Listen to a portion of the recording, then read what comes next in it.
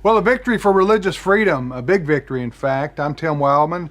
Welcome to Reason and Company. This is Abraham Hamilton III with Ed Vitagliano. Ed, what are we talking about today?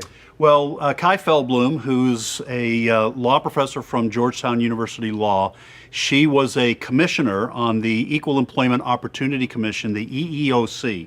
Now, she is an out and proud lesbian, and she's a radical supporter of LGBTQ policies.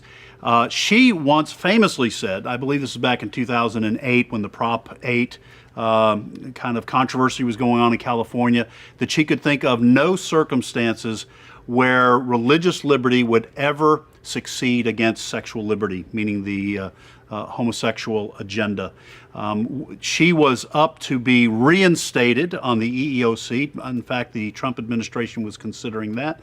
And we, along with others, told the administration we do not want her back on there. She is a radical, and there is no room for someone on the EEOC who has such a dim view of religious liberty.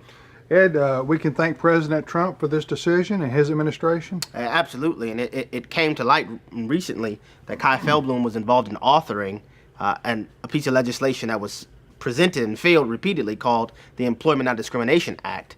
And this is just an example of the fact that Kai Feldblum is, as Ed said, a radical who's kind of hanging out in the back alleys of government, but using her position in the government to advance a very radical sexual deviancy political agenda. So her no longer being on the commission is a great win, and this is a hat tip to President Trump for refusing to allow her to be renominated to the commission. Because Ms. Feldblum and her people who think like she does, they want to shut down speech and actions that are based on Christian convictions about homosexuality. Yeah, absolutely. Just as Ed said, she literally said out of her own mouth, she can think of no scenario where religious So Jack Phillips, for example, in Colorado, must bake the cake for the homosexual couple or be put out of business or put in prison. That's right. That's her philosophy. That's her view. And she was about to maintain her position of power and authority over this commission, and President Trump's administration, he and his administration said, no, she will not, and she's not being renominated. That's right. So, big victory for religious freedom. We'll see you next time.